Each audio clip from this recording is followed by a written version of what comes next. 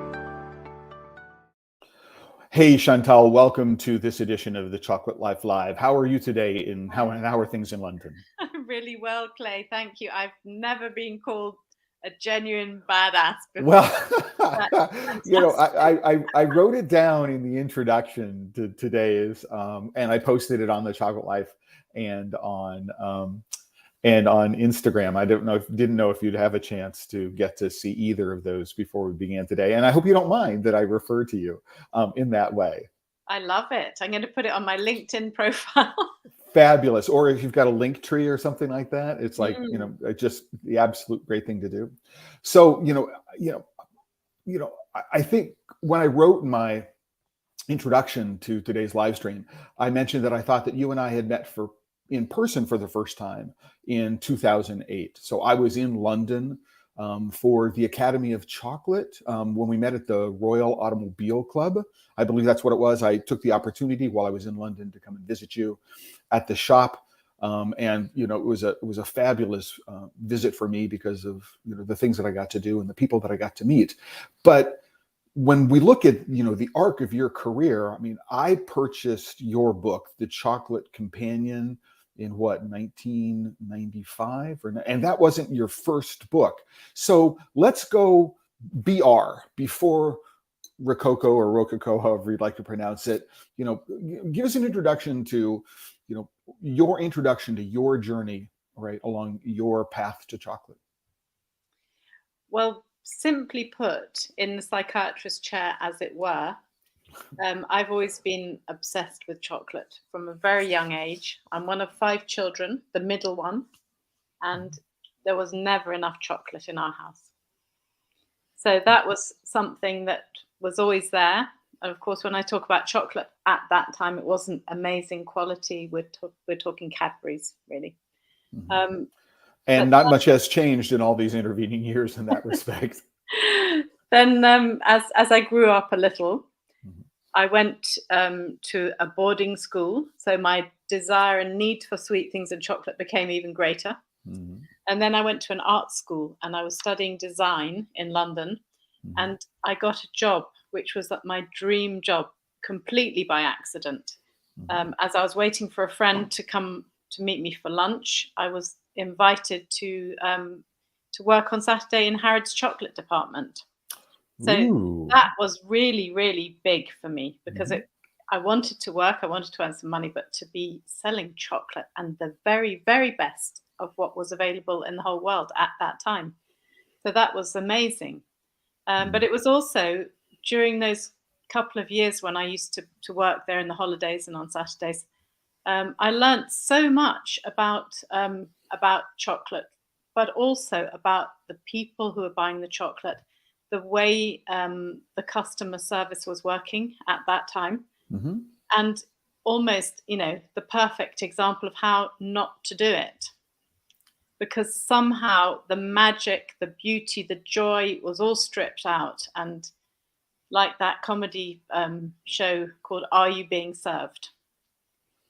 The customers were there really to be abused by the people working behind the counters. And it just didn't sit right with me that you would be so mean to people, because they're coming to buy chocolate and you're making them wait in a line just because you could.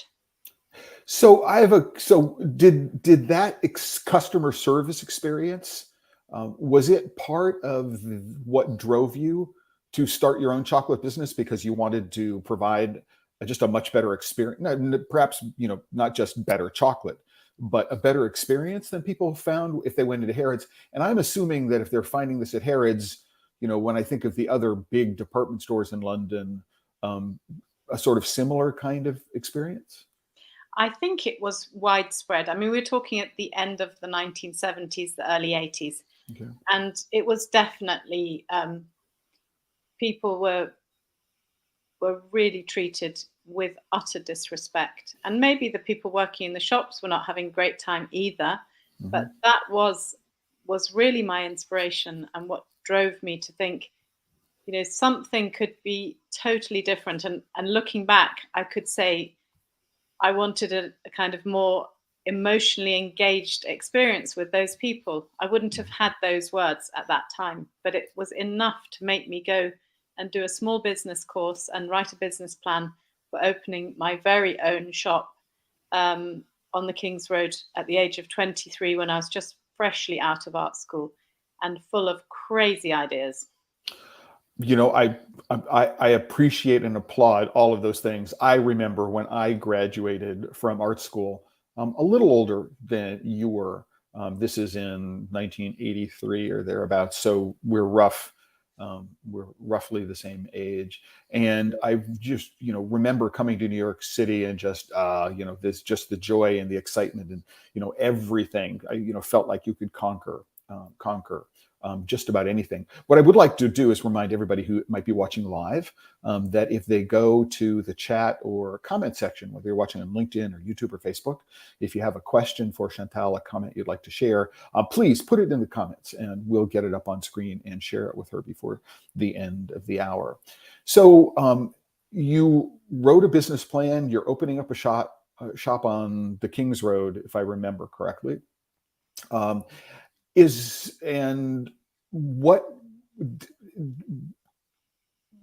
did Rococo come fully formed from that? I mean, the vision that you had for it, how did it evolve? What did you learn? And how did Rococo evolve as a company from the first things you made and the vision you had, as an art student coming into confectionery, into what it eventually became?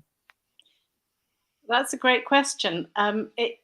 It came fully formed in that first iteration, but obviously this whole journey has been an evolution that has taken a long time, and I'm still on it some 40 years later. So, but that particular vision was this really magical, theatrical atmosphere where you would walk into this store where the walls were covered in, stippled pink. The ceiling was like tiepolo,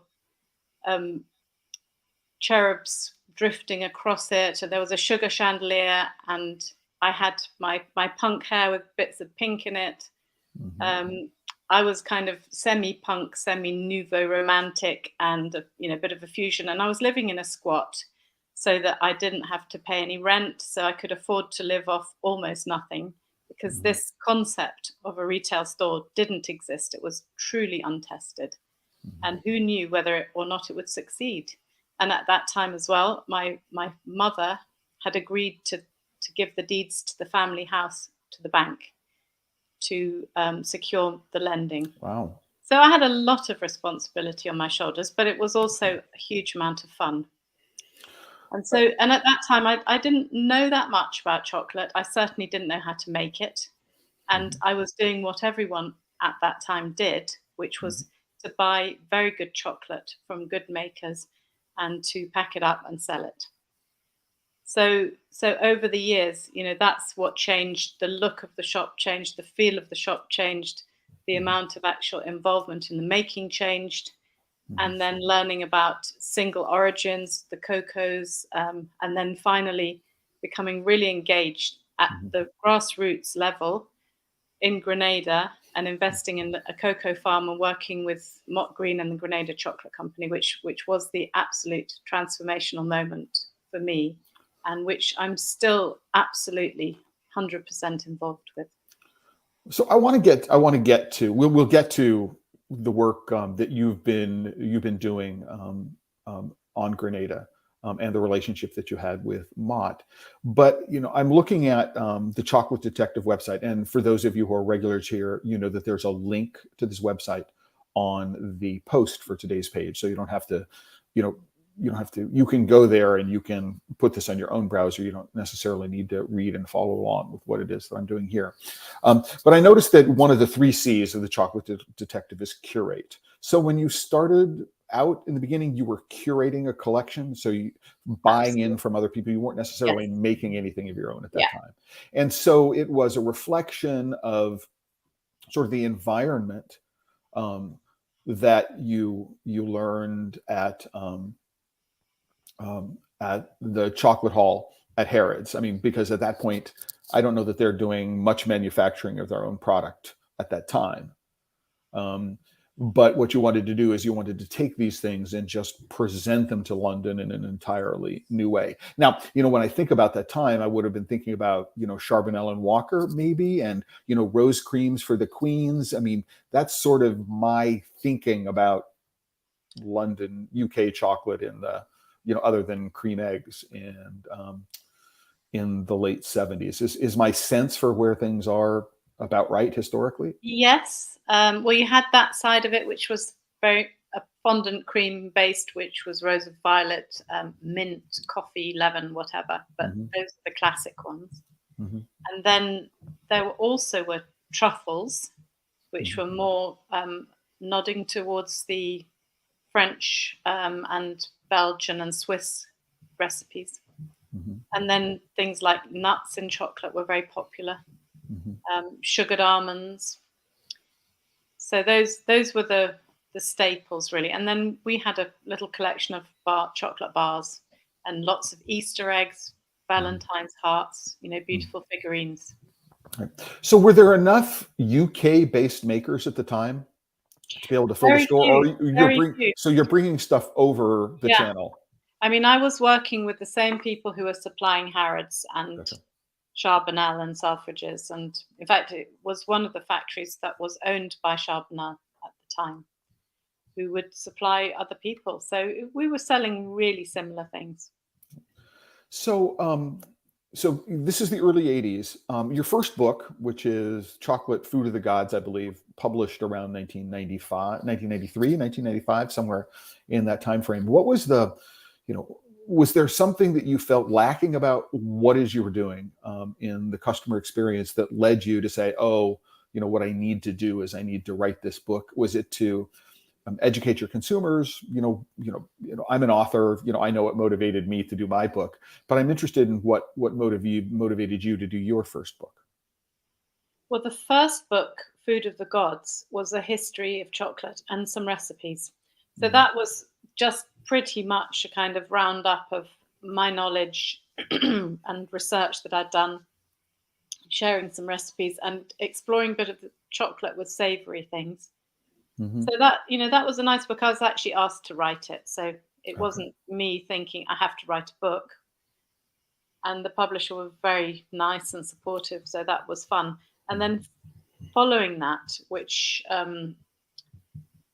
I think was about 91, 92, no, 93 maybe. Anyway, then the Chocolate Companion, which was an altogether different type of book. So this was a kind of guidebook to show you what was available in the world and what I believed was the best, and some really good chocolate and some not quite so good chocolate. So that had a star rating system. Everything was photographed and reviewed, and I guess, these days it would be an app on your phone, but then people used to have books. And Right. it literally was as many people as I could find all around the world, and who I could get samples from and taste them, and they were all included.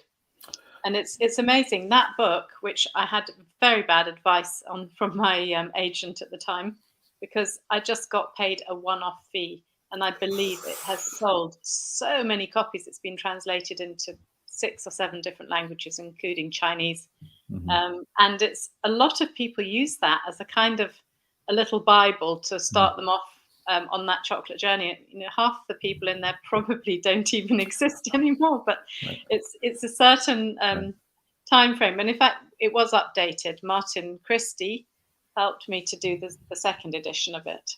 And when was the second edition put out? I think that was around 97. So still roughly contemporaneous for what's going on. Yeah, and I was laughing to myself when you said, these days it would be an app. If not an app, it would be an Instagram account. Yes. All right. And there are many examples of Instagram accounts. I don't know how many people have been successful actually at apps, interestingly enough.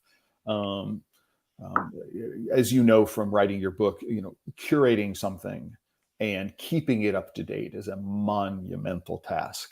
And one of the things that people appreciate in apps is the fact that the data are kept up to date, and new things are added all the time. And so it's really, really challenging thing to do. It's, I've tried on a number of occasions to capture that data and make it available. And it's a mind-numbing task that's never ending. I think about my own Instagram feed, and there are probably 10 new small from the bean chocolate makers every week that show up in my Instagram feed. And just, the thought of trying to keep up with them is just really, really mind boggling.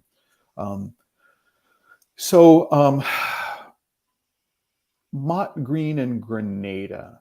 I mean, you came to know of the Grenada Chocolate Company how? And I knew Mott from about roughly the same time frame. Visited Grenada, saw your farm when I was there. This was in 2010, and so our histories are entwined in that way. Was it a sort of lightning strike moment? There's inspiration. This is something I need to do. It was, but again, it was one of those amazing sort of accidental things that happened, and I could have ignored it, but I didn't. I picked it up and I ran with it. So the little package arrived, literally delivered by someone's hand to my desk, which was in the basement of the King's Road shop. So I didn't even see the person who delivered it. There was a letter with it. There's a small brown box with some chocolate bars and some Smilo cocoa powder. And the bars were wrapped in that original design, which, the landscape, beautiful, colorful. And I looked at it, and now it wasn't a surprise to be given a bar of chocolate that came from far away. Often happened, it's usually from somewhere like Russia or Hungary, Czech Republic, wherever. But it wasn't usually from a cocoa producing country. The quality usually was not inspirational, to say the least. So when I actually tasted this, it was absolutely like, wow, this is something really special. Definitely a rough diamond at that moment. But it's something where you can actually get this incredibly complex, deep flavors of the bean coming through. And so can I jump in? Yeah. Do you remember what year this was, and what your experience with single origin chocolate prior to this bar? I think it was around 2002. Okay. So I had a lot of experience of single origin through, when I set up the Chocolate Society.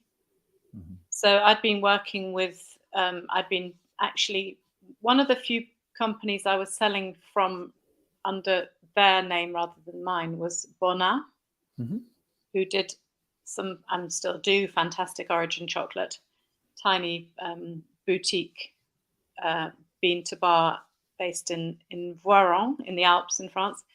Then Valrhona, who everyone will have heard of, massive but very good bean relationships with different cocoa farms and growers and excellent makers.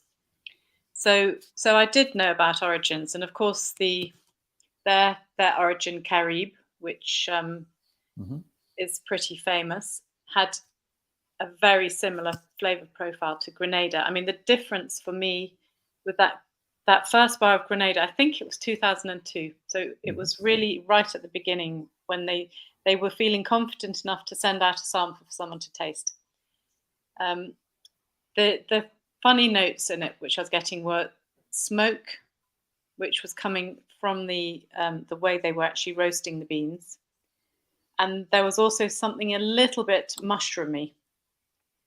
Now, once I got to Grenada, which was 2004, and that again, I hadn't even been considering visiting, but I had a challenge, a gauntlet thrown down to me by someone who's become a very, very dear friend called Etty, and she was interviewing me about chocolate. She said, she said, this is, I mean, one of the things I'm sure you're familiar with is the kind of the bitter truth of chocolate.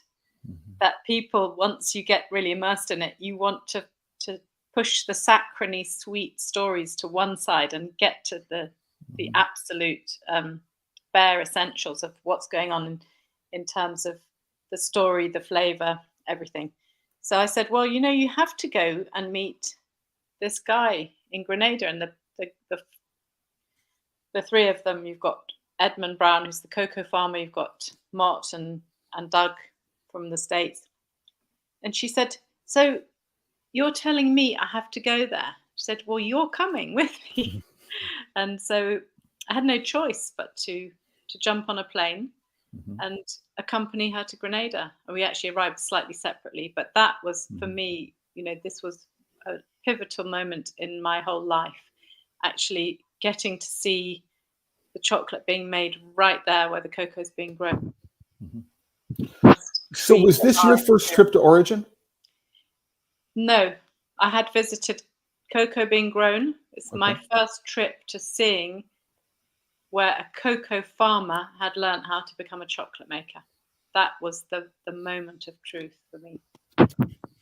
Gotcha. Understand. I saw, in some respects, I think our journeys are fairly similar. My introduction to what we think of today as fine chocolate, although I hate that word, that term fine, was back in 1994 when I was on a business trip in the south of France, and I ran across the entire, original Bonac collection of single origins, and came back to the United States. And my epiphany was there are no chocolate critics, right? So I should become one, because I saw a market opportunity there. And, there's a lot of stuff happening right around that time, 1994. So, your book comes out in 1996. We saw the first edition of The True History of Chocolate by Sophie and Michael Coe. 1996 also saw, 96, 97 saw Scharfenberger open up, really kickstarting this small maker movement. I got my first job in chocolate in 1998, working for the importer for Demore and Cluizel in the United States, selling into, places like Harrods, big, very, very institutions which had a reputation for selling products of quality. And my deep dive, but it wasn't until my first trip to origin, which was in 2003 in Ecuador, that I was able to take all of this book learning, right? And all of a sudden, it became, I was able to put my, hands up and feel a pod and my fingers in a fermentation pile and smell things. And for me, it became very, very real at that point. I didn't get to meet any small scale chocolate makers there, but did meet with two large chocolate manufacturers in Guayaquil when we were there. So it sounds like there's a huge amount of similarity. For people who might not know, you are currently on the board of directors of the Grenada Chocolate Company. As a matter of fact, you jumped into this call right after a call from them. So thank you very much for being able to accommodate this schedule. For people who might not know, can you help us walk through a little bit about, why the Grenada Chocolate Company is important to the island of Grenada and the Grenada Cocoa Association and its history as a cocoa grower, but also how the work that you've been doing on the island of Grenada has been helpful in influencing other similar economies, if I can talk about it that way. Yeah, that's quite a lot no small topics. I understand it's different questions there, but yeah, I guess the fundamental one is what I spoke about earlier, is the idea that a cocoa farmer can learn how to make a product, which is the end product. So it's effectively inverting the traditional model of cocoa growing and trading and making, and saying, and this is absolutely 100% Mott Green, who saw this, had the vision to create this small chocolate factory. He worked with his friend Doug Brown and Edmund Brown. They were all in Oregon, tinkering with machines. You had this combination of brilliance and expertise on different sides of it. And then once they felt they'd perfected that, and I know that John Scharfenberger was also really helpful in those early days. So this was a time when those tabletop grinders didn't exist. And I believe it was someone in Oregon who actually came up with the concept of turning the spice mills or the idli mills into cocoa grinders. So they were having to invent everything pretty much from scratch, or use a really old antique machinery. They had and still have a beautiful old mélangeur from France, very like the one that Bonnat is using. So, I mean, if you look back to 100 years ago, say, or a bit further possibly, in France, there were quite a lot of small makers using those kind of machines. But gradually, they all got sort of sucked up into the much bigger companies, roller refiners, and different ways of making chocolate. So in a way, it was going back, but also going forward. So trying to find appropriate technology to use in a tropical island setting. Of course, wherever you find cocoa, it will be the tropics. And then saying how they could create a whole economy actually around adding value to this crop. So that's the revolutionary bit. And that's what has influenced a lot of people. But in many ways, we're still in the same place. I know there's a few remarkable exceptions of people who are making in the country of origin, but what we've got a real proliferation of is bean-to-bar makers in temperate climates who are cool and hipster and making wonderful chocolate, but not necessarily benefiting the local farmers or the local economies. So for me, that's the big challenge that we have. Right. So I want to just a quick reminder to people who might be watching. If you have a question for Chantal, a comment that you'd like to make, go into the chat or comment section, whether you're watching on YouTube, LinkedIn, or Facebook. Type it in there. I will see it here, and we'll put it up on screen, and we'll get it up, and we'll get your question answered and your comment. And while you're here, if you're on YouTube and watching YouTube, please click on the like button. That helps us get noticed. So, Chantal, I do want to talk about, sort of this idea. Again, I visited the island in 2010, and so I'm a little bit familiar, at least, with the political situation at the time. And so not only was Mott and the Grenada Chocolate Company, not only were they innovating around, processes, right? So they needed to figure out, how am I going to create a chocolate company, right, in a producing country, but they need to navigate, this. There is a cocoa board, the Grenada Cocoa Association. It's the Grenadian equivalent of the Cocoa Board in Ghana, and it actually had an enormous amount of influence then, and to this day, as I understand it. I mean, in terms of how the cocoa economy in Grenada is organized. So with your work in the Grenada Chocolate Company, how do you see those, I mean, political challenges? Because I know from my own experience that, everybody who's not in the government, on Grenada loves what the Grenada Chocolate Company is doing. By extension, loves what you're doing and the expertise you bring from outside the island.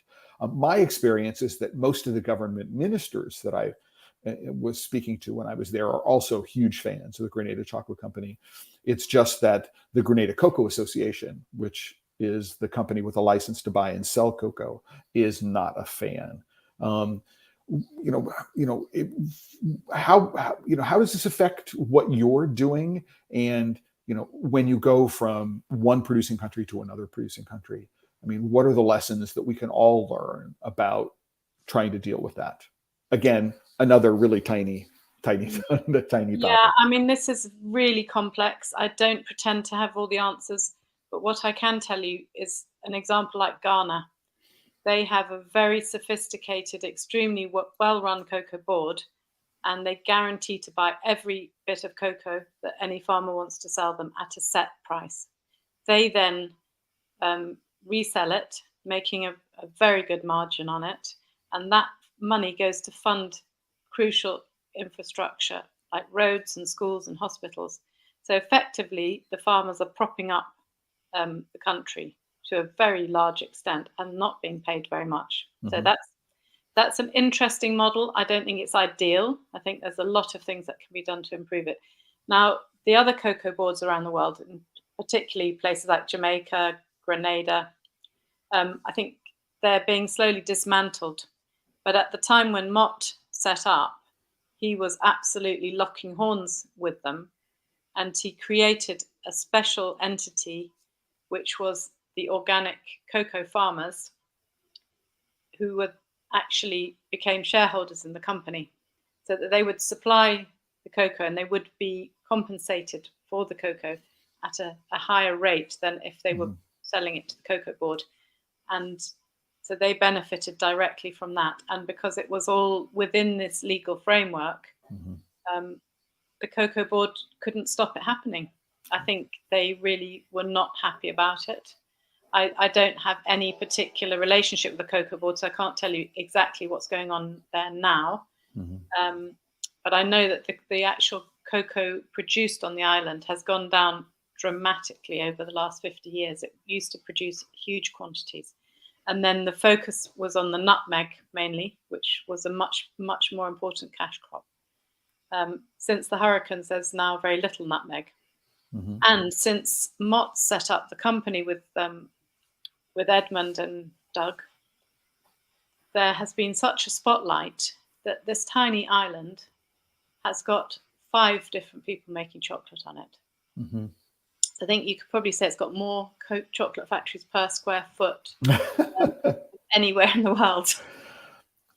Yes, and for people who may know the American market, a gentleman by the name of Larry Burdick has been working with the government on creating a factory there as well. There's a lot of interest. I mean, it is one of the, as I remember, it is one of the first companies or countries that was recognized by the International Cocoa Organization as having 100% of its exports being fine and flavor cocoa.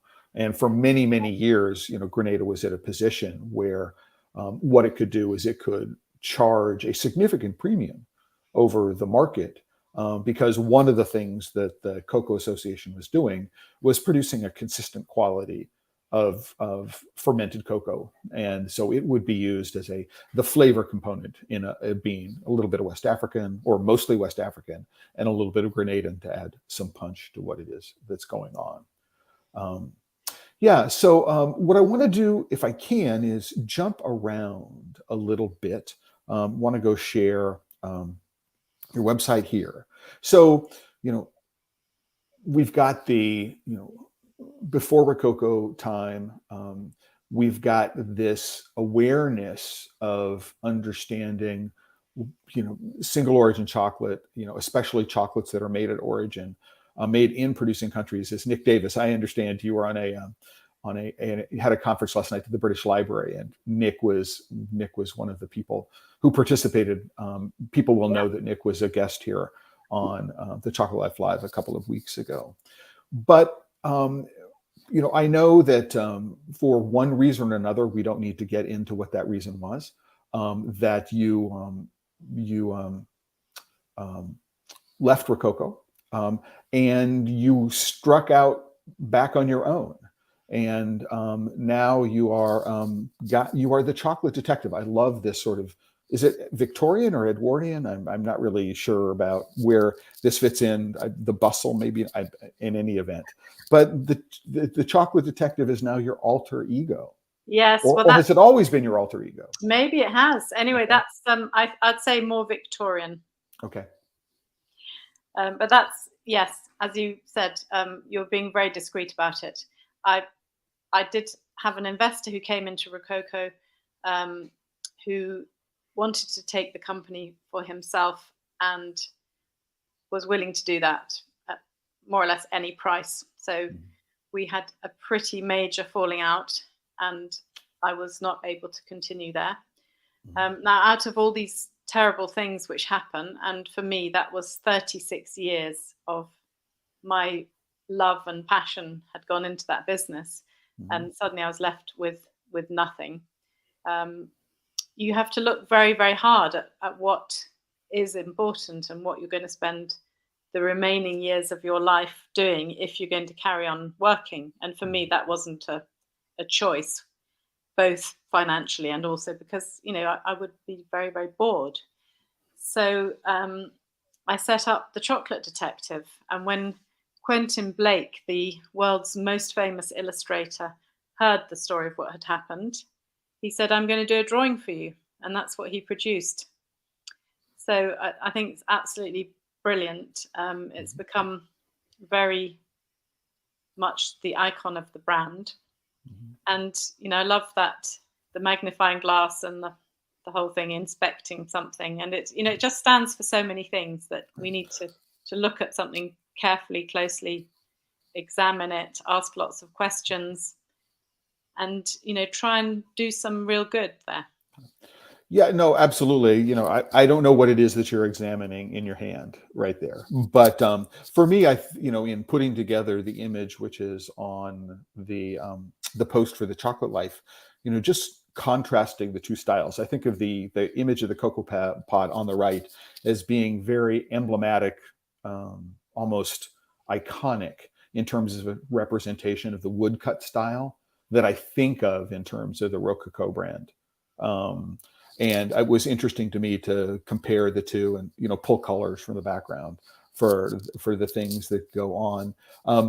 Do you see that same connection here in terms of is there sort of a looseness and a freedom associated with the style of the Chocolate Detective compared with Rococo? Yes, I think you could say that. The blue and white engravings, which I think are metal, probably on copper plates originally. Okay. Those come from the 19th century, and they're classic French chocolate molds. And through my work as a textile designer, I took these images and made a sort of repeating pattern from that, which was very much the cornerstone of the branding. So we talked about the pink stuff at the beginning of Rococo. Then I had a black and white phase, which actually is a bit more like this one. And then a wonderful bookseller friend came in with this book, and he said, "You have to buy this. I'm not going to take no for an answer, and I know you're going to do something amazing with it." So he sold me this enormously expensive book with a discount. And sure enough, I did very quickly establish this blue and white pattern. But then, as you say, the Quentin Blake is, in his inimitable style, it's very pared down, black and white, scratchy dip pen. And so we're reflecting that with the rest of the branding. So going to the font, we're going for that kind of classic the detective type Right. book. The old typewriter. We're expecting Hercule Poirot to walk in the room at Yeah, any or point, Raymond Chandler or someone like that. some. Yeah. So I am intrigued by the story about running after your toddler on Constantine Beach, and I have no idea where that is, and I didn't take the time to look it up, but come up with a recipe for golden sea salt. So one of the things that I'd like to talk about is not only the inspiration for how you started your career, how people find their paths to their own chocolate life, but where do they find inspiration for particular flavor profiles? So what is it about running down a beach makes you think of golden sea salt? After I'm, is this sort of representative of how you find the inspiration for the flavor combinations that you put together? Yeah, it is. And I don't think that much thought goes into it, actually. I think it's much more visceral. It's what you feel and what you taste. And in that instance, I was actually going through the surf. I had been on the beach for a couple of hours probably. And there was actually a layer of salt crystals that had formed on my lips. So when I tasted that with some ice cream, which is the classic thing you have to have on the beach in Cornwall, it's kind of yellow vanilla flavor. It's not the greatest, but it's kind of has a certain nostalgia. Cornish clotted cream ice cream. That and the combination with the salt. It was just, that really was a light bulb moment. And I think I've worked out, exactly when it was. It was August 98. And the next year I had my daughter Millie. So I didn't even know it at the time, but I was expecting her. And I think possibly my taste and smell and things were really heightened as well. So that was, sometimes it's another little moment that flashes up in front of you and you can ignore it or you can grasp it. Right. No, and for me, I think of, clotted cream, and I think of, high tea at the Ritz. I mean, I immediately go, it's, I know that you can buy clotted cream here in the United States. It's not a particular part of, any regular culture, but I think of it as, very, very, very British. So the flavor combinations that you like to work with, do you tend to think of them as being, rooted in British culinary traditions? I'm not talking about mushy peas, although I'm sure somebody's tried that. Or do you think it's more rooted in more classic French or other kinds of culinary traditions? Or, have you been to origin? Did you bring anything back, from your trips to Grenada and say, "Ooh, here's, something from this Caribbean culture I want to, that has been an influence in what you're doing"? Well, I think that I have taken influences from all around the world, from my childhood, from Grenada, from Persia, from England in a more wild way. Again, another beach story down in near to Dover, finding wild fennel on the beach there. Oh, I love wild. Oh my gosh, wild fennel. So I've been gathering the seeds and blending them with cardamom and sea salt and making white chocolate. So that's a kind of pushing the one I created at Rococo a little bit further. And then, I haven't done anything with it recently, but the Persian dried limes, which were absolutely fantastic. Grenada. I actually have some Persian dried lime in my spice cupboard here. But sometimes a chocolate like Grenada doesn't really need anything else, and by adding things, you're taking away from it. Right. So I think that's a challenge to people making chocolate, and possibly why a lot of chocolate makers would go for slightly more bland couverture, which is a bit more of a backdrop for different flavors. Well, I mean, that is very interesting that you should mention that. And one of the things, and if you ever get an opportunity, I ran into somebody many, many years ago who did wild harvested fennel pollen And I don't know if you've ever run across fennel pollen where Yes, you yes, I are. have. For me, it adds a really, really interesting extra flavor, just depth and complexity when I think about working with, fennel in something which, I really love. But getting back to my previous train of thought, which I completely and totally lost. I'm sorry. About the blander styles of chocolate. Oh, that's the blander styles of chocolate. Yes. I mean, I think it is a challenge. So, for example, one of the ways in which I have characterized, for example, some of the guittared chocolates, right? Not necessarily their e-guittard line, but the other lines, is they're good vehicles for flavor. They are a chocolate. They have enough character to be interesting on their own, but what they do is they provide a really, really good vehicle for if what you want to do is you want to combine other flavors with them. I mean, this is less the case, for example, I think of, what, Felklin has done with their cacao fruit, couverture. It is such a distinctive style of chocolate that there's, unless you have just this big, bright red fruit or something like that, a tropical fruit to go with it, it needs to be on its own. And so, mentioning that struggle, I think is interesting. I mean, Grenadian chocolate is interesting on its own, but do you think that, the work that's done to take other things? I mean, Grenada is known as the Spice Island at one level. I mean, so it does have some nutmeg, it does have some mace. There are bunches of other things that are grown on the island. Do you see that, working with flavors which are complementary to the producing country and other foods that are grown in that country are,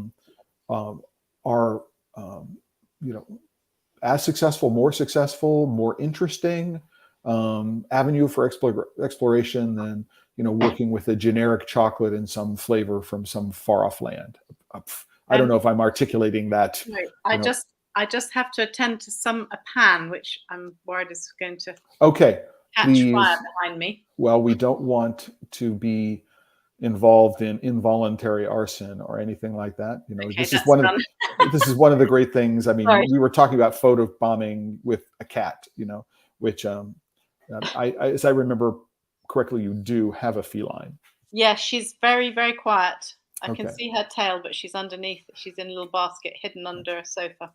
Gotcha. So going back to the chocolate, yeah, I think it's great to nod towards the country's different elements and things. And obviously, we have a huge amount of spice and tropical fruit, and I think they make honey on the island, or the bees make it. Right.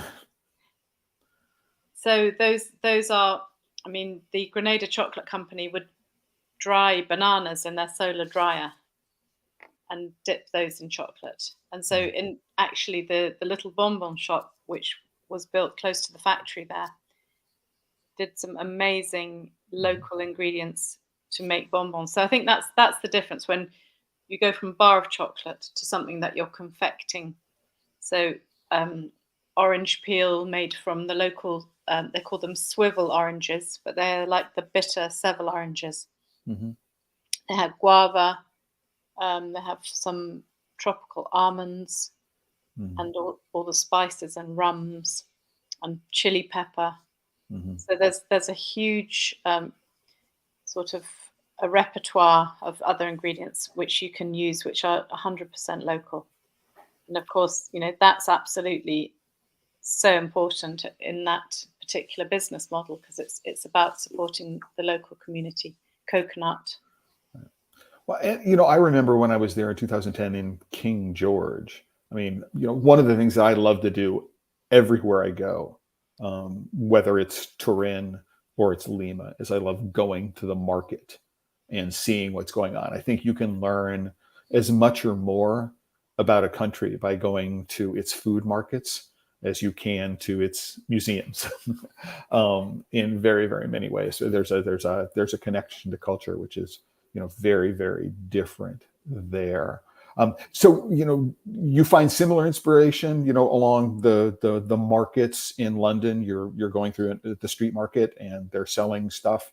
Could be, I don't know, they food stalls in the Covent Garden Market, or I'm trying to remember, where the, in Amsterdam, it's the Albert Kuipmarkt. We have seen each other in Amsterdam. I don't know if you've actually walked down that market road Yes, before. I don't think I had time then, but in London there's a few very good farmers markets. There's not too much. I mean, we have the big Covent Garden Market, but that's very much for trade rather than individuals.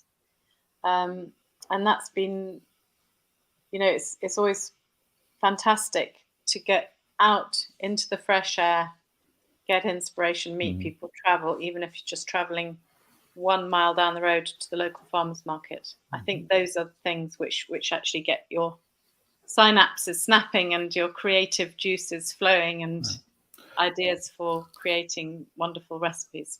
Well, let's jump. I trained as a photographer. I went to the Rhode Island School of Design. I have an undergraduate fine arts degree from there, and I use many of the principles that I learned when I was at art school in my day-to-day work thinking about chocolate. Do you have the similar kind of reliance that there? So I don't know if you went to, I don't know where you studied, but do you find that same, taking the principles that you learned as an artist and applying them to what it is you're doing in chocolate? Is that something that you keep, that stayed with you through all this time, that you use on a regular basis? I guess it is. I think for me, it's a lot about touch and feel and Okay. using some quite traditional materials. So I'm very into my fountain pen and paper and notebooks. I mean, I'm obviously completely okay with digital stuff, but there's a different experience when you're making things. And obviously, when you're making chocolate, you need to have a certain level of rigor to be able to repeat recipes. You need to keep your records. You need to have a good eye, a good feel, a good sense of taste and smell. And then, it's a lot of it is, I suppose, at art school, you learn how to experiment and challenge the orthodoxies of things. And in a way, you learn to break the rules. And sometimes from breaking the rules, you can get some amazing results.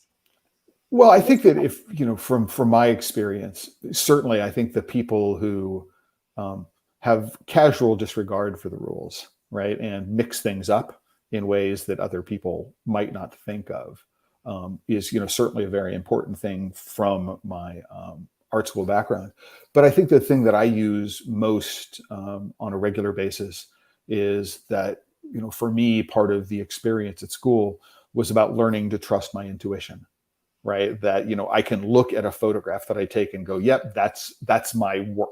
I can trace the history, and I could look at visually, the connection between what it is that I was doing as a 25-year-old, and what it is that I'm doing nearly 40 years later. There's for me this visual connection. So being able to trust my intuition, for me, that's one of the most valuable things that I took out of my art school education. Would you say that there's something in the tactility and working with things that's similar for you, or analogous for you? Yeah, I agree 100% with that. I think intuition is always something um, to be held in high regard and to be acted upon. Right. And often, if you don't, you might fall down and regret it. And definitely, touch and feel Right. is really, really important in all that. I think all this actually, it's the whole thing is a very sensory process, and I think making art is as well. Well, and I think when we combine, the tactile aspect with the intuitive aspect, the sort of, working through things might be the tactile thing, and intuitive looking at it and understanding what you're doing. Um, that that combination of things, for me, is one of the things that, I look to bring to everything that I do. And there was another thought in there that as I was leading up to it, it's just gone. That's twice in 1 hour. I'm not really happy about. Not really happy about where that's going. But I want to say we've got a couple of minutes left. We've got 5 minutes or so before the end of the hour. If you've been watching this, appreciate your being in the room.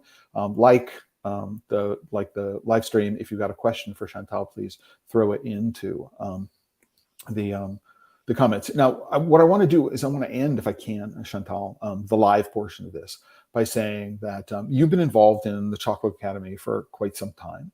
And, in the last couple of years, Sarah Jane Staines passed away. What's the future for the Chocolate Academy, and, how do you see being an influence on how it moves forward, right? Your role in doing that. Yeah, that's a very good question and a tough one. Sarah Jane had a fantastic grasp of that whole academy and exactly what she wanted to do with it. And she had so much support in helping her to do that. And now that she's not there anymore, there has been a succession, and that's been obviously not so easy as you might think, or I'm sure no one would think it's easy. But she was ill for a year or so, and we knew she wasn't doing very well.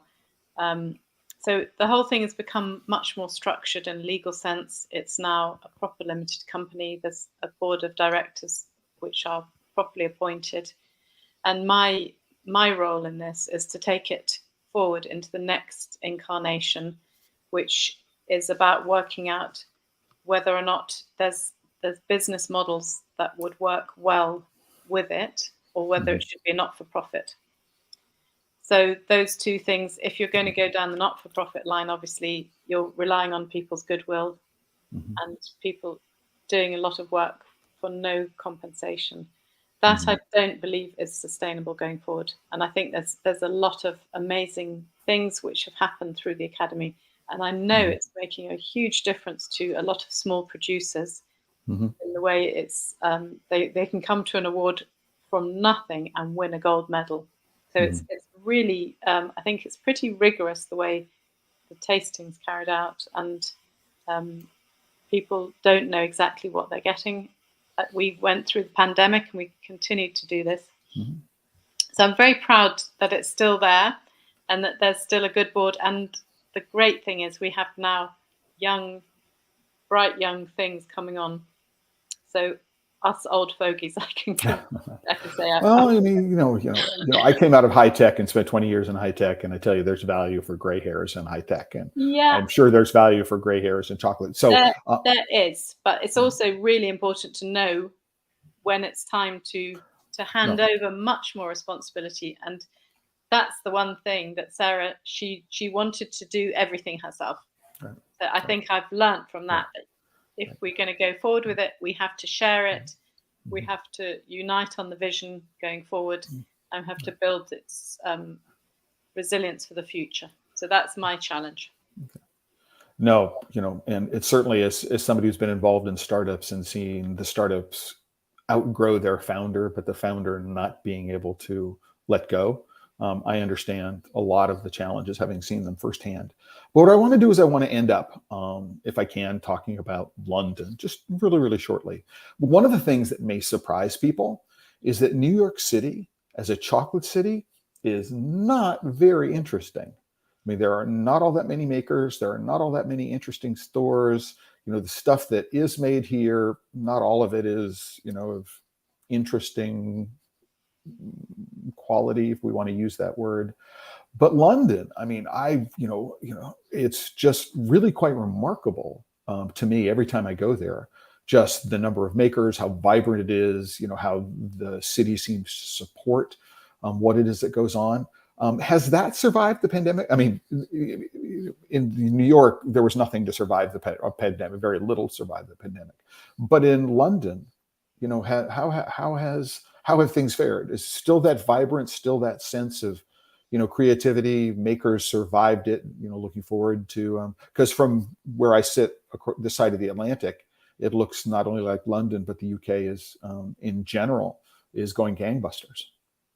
Well, it seems to have, and I can tell you from when I did the Christmas market. I don't think it was actually. It was a bit earlier. It was in October that Spencer from Cocoa Runners organised, and the number of small, that pretty much bean to bar makers who came from. They're not necessarily all based in London, but they came. Our friends. Neri Noggs came from Belfast, people came from Scotland, from all over the country, and some London makers as well. So that was fantastic. And it was not only fantastic to see them all there, but to see the way they were interacting with each other, and so thrilled to get that community back together in person. I think the actual retail scene in London is probably like every other major capital city. It's taken a massive knock, because there haven't been consumers or tourists around. The rents are incredibly high. So I think it's the people who are able to be clever and to pivot and to do more digital stuff have survived. And that generally the small bean to bar makers and small producers will fall into that category. The larger retail people are suffering more. And yeah, I think it's really going to be an interesting next few years, and there's a lot of fantastic talent out there and optimism, and yeah, who knows what's going to happen.